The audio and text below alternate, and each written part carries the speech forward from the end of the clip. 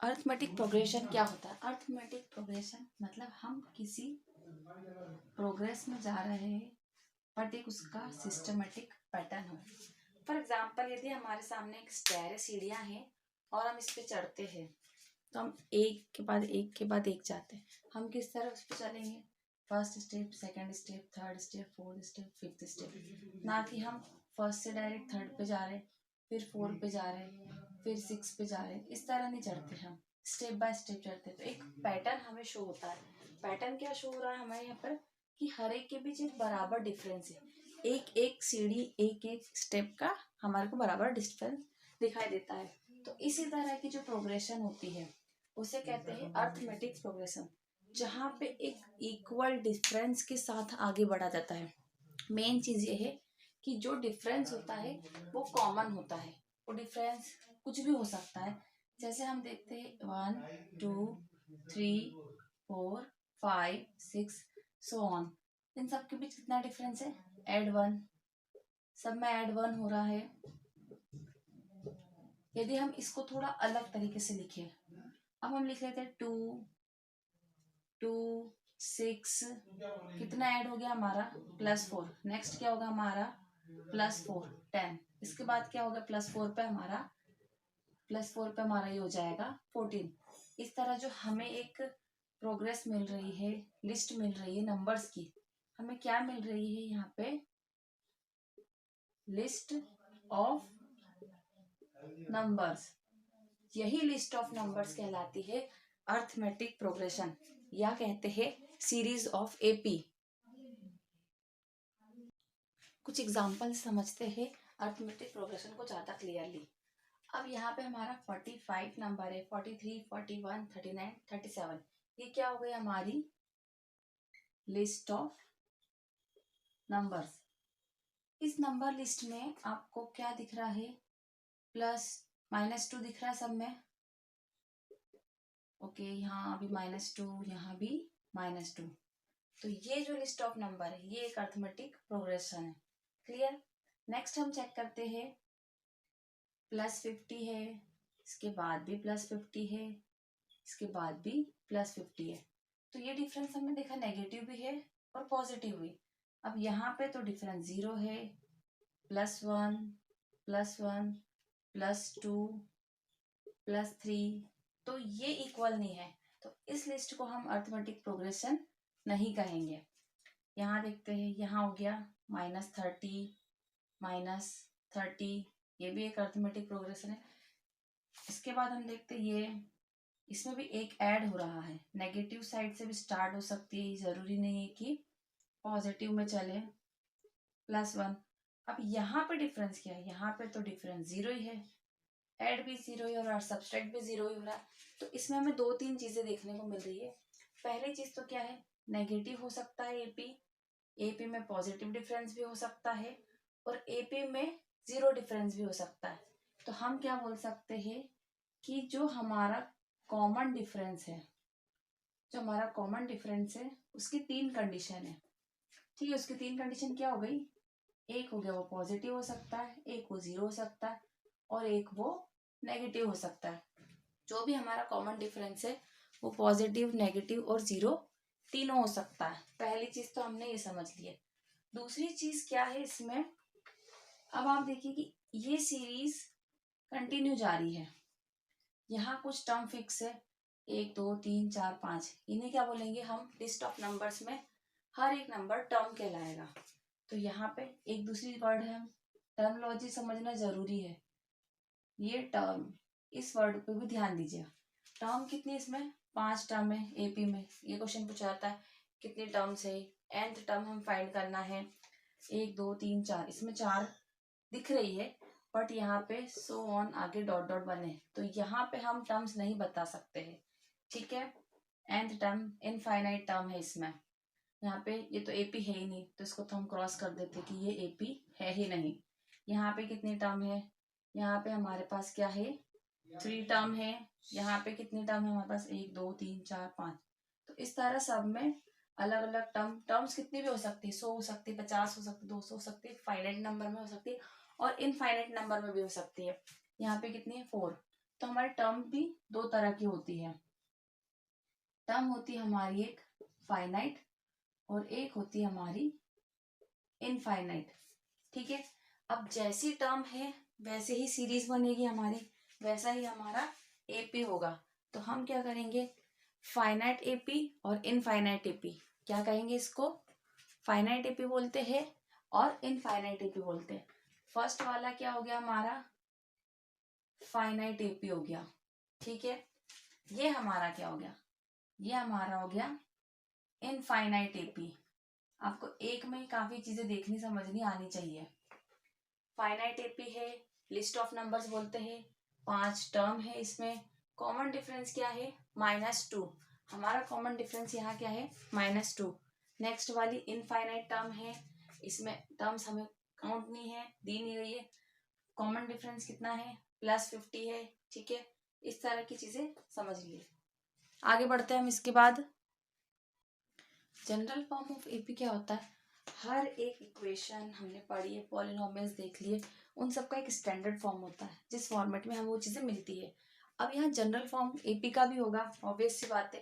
तो इसका general form क्या होता है, ए हो गई हमारी फर्स्ट टर्म। ठीक है, अगली टर्म होती है a + d, उसमें हम क्या करते हैं, डिफरेंस ऐड कर लेते हैं। अगली बार हम क्या करते हैं, उसमें a + d तो ये था, उसमें एक और d ऐड करते। ठीक है, फिर उसकी अगली टर्म में और क्या होगा, थर्ड टर्म जो है हमारी, उसमें वही डिफरेंस फिर से ऐड हो जाता है।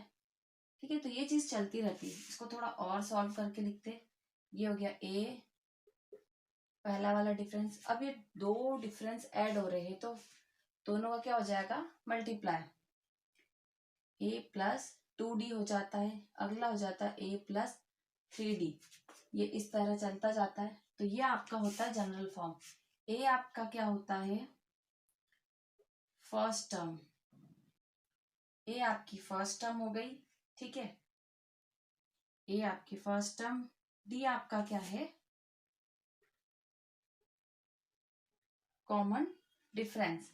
कॉमन डिफरेंस आप ऐड कर सकते हो। तो कितनी टर्म होती है, एन टर्म चलती है। एन टर्म कुछ भी हो सकता है, हमारा जो एन है वो 10 भी हो सकता है, 100 हो सकता है, 1000 हो सकता है, 10,000, कुछ भी हो सकता है। एन मतलब नंबर ऑफ टर्म। एन मतलब क्या होता है, नंबर ऑफ टर्म। हमारी जो एपी है, अरिथमेटिक प्रोग्रेशन सीरीज है, वो कितनी बड़ी हो सकती है, कितने टर्म्स की हो सकती है, एन टर्म्स की हो सकती है। N that is, n denote करता है नेचुरल नंबर को, जो भी होगी वो नेचुरल नंबर में होगी। फर्स्ट का फर्स्ट क्वेश्चन हमारा ऐसा है, first, in which of the following situation does the list of numbers involve make an AP. जो हमें यहाँ पे सिचुएशन दी गई है फर्स्ट क्वेश्चन में, उनमें से हमें बताना है कि लिस्ट ऑफ नंबर्स जो बनेगा वो एपी है या नहीं, और यदि एपी है, अरिथमेटिक प्रोग्रेशन है, तो क्यों है। तो पहले तो हमें बनाना पड़ेगा, इस वर्ड प्रॉब्लम को सॉल्व करना है, उसके बाद चेक करना है कॉमन डिफरेंस, और फिर उसका रीजन देना है। तो पहला हमारा है, the taxi fare after each kilometre when the fair is 15 rupees for the first kilometre. हमें टैक्सी फेयर दे रखा है, इसमें क्या है कि पहला जो है किलोमीटर, पहला किलोमीटर तो चलेगा आपका 15 रुपए में। ठीक है, and 8 rupees for each additional kilometre. उसके बाद हर किलोमीटर पे आपके 8-8 रुपए बढ़ते जाएंगे। तो पहला किलोमीटर तो हम बोल सकते हैं 15 हो गया। अगला किलोमीटर क्या हो जाएगा, उसका फेयर हो जाएगा 15 + 8। यदि आप 2 किलोमीटर जा रहे हो, यदि आप 1 किलोमीटर गए तो इतना, 15 तो आपका शुरू का है। उसके बाद आपका हो गया 15 + 2 8, 2 × 8, क्यों, क्योंकि अब आपका 2 किलोमीटर बढ़ गया है। उसके बाद आपका हो जाएगा 15 + 3 × 8। तो यहाँ पे हमने एक कॉमन पैटर्न समझा ही था, जनरल फॉर्म पढ़ा ही था उसका, एपी का, वही आपको दिख रहा है यहाँ पे फॉलो हो रहा है। डी तो होगा कॉमन डिफरेंस, ए हो गई हमारी फर्स्ट टर्म। इस तरह ये एपी आके आके प्रोग्रेस कर रही है। तो क्या ये एक एपी फॉर्म में है, तो हम लिखेंगे yes. Yes, it situation is in a AP form. Second question है इसका, the amount of air present in a cylinder. एक जो भी एयर सिलेंडर, एक सिलेंडर है उसमें एक एयर है, ठीक है। When a vacuum pump removes 1/4 of the air remaining in the cylinder at a time। यदि एक वैक्यूम पंप से हम इसको रिमूव करते हैं तो कितनी हर बार 1/4 निकल रही है, जो भी टोटल वॉल्यूम है। टोटल वॉल्यूम कितनी हो जाती है किसी भी चीज में, V, उसका 1/4 हमने रिमूव कर दिया। अब एयर कितनी उसमें बच रही है, air remaining in the cylinder at a time, हर एक टाइम पे बची हुई में से हम निकालते जा रहे हैं 1/4, तो कितनी बच रही है। तो स्टार्टिंग में तो हमारी कितनी हो गई, टोटल V हो गई। जब हमने उसमें से 1/4 निकाल दी तो कितनी बची, 3/4 V बची। 1/4 और 3/4 इसको इससे समझिए, ये आपका सर्कल है। कितने पार्टीशन है इसके, 4 पार्टीशन है। तो 1 2 3 4, क्लियर। इसमें से हम एक को हटा दे, एक को हटा दे, ठीक है। 4 में से हमने एक हटा दिया तो कितने बचे, 1 2 3, तो हमारा कितना बचा, 3/4 हमारा बचा। तो जो भी स्टार्टिंग में वॉल्यूम थी, एक टाइम पे V थी, एक टाइम पे 3/4 V हो गई है। अब जो बच रही है 3/4 V, इसमें से भी 1/4 निकालेंगे, V में से नहीं निकालेंगे, इस पूरे में से 1/4 निकालेंगे। तो हमने 3/4 निकाल दी, बच रहा है कितना, वापस से उसी 3/4 V में से। अब और कितना बचेगा अगली बार में, इस 3/4 V में से, इसको हम ऐसे लिख सकते हैं, 3/4 का स्क्वायर, ऐसे लिख लीजिए। इसमें से भी कितनी बच रही है, अब वही 3/4 V बच रही है। तो आप देखिए कि यहाँ पे जो ये एडिशन फॉर्म में नहीं चल रहा है, ये मल्टीप्लीकेशन फॉर्म में चलता है। ये किस में चल रहा है, 3/4 स्क्वायर के मल्टीप्लीकेशन में। तो ये अर्थमेटिक प्रोग्रेशन नहीं है, पैटर्न तो यहाँ पे बन रहा है, पैटर्न यहाँ भी है, बट ये अर्थमेटिक प्रोग्रेशन नहीं है, ये ज्योमेट्रिक प्रोग्रेशन है। फर्स्ट का थर्ड है, the cost of digging a well after every metre a digging. यहाँ पे क्या है मेन चीज, डिगिंग अ वेल क्या दे रखी है हमें, कॉस्ट दे रखी है। When it cost 150 rupees for first metre, ठीक है। ये आपकी यहाँ से हो गई शुरुआत, ये आपका प्लेन है, प्लेन सरफेस। यहाँ से जो पहली शुरुआत है पहले मीटर की, इसकी कॉस्ट तो हो गई 150 metre, and rise by 50 rupees each subsequent metre. इसके बाद में हर एक मीटर पे कितना होगा, ऐड करते जाओ, इस मीटर का 50, अगले मीटर का 50, ठीक है। तो इस तरह यहाँ पे एक कॉमन डिफरेंस दिख रहा है। तो सीरीज क्या बनेगी आपकी, इसमें आपकी सीरीज बनेगी, पहले मीटर की तो हो गई 150, यदि आप दूसरा मीटर भी करवाते हो तो कितना हो जाएगा, 150 + 50, आगे क्या हो जाएगा आपका, तीसरे मीटर तक जाते हो तो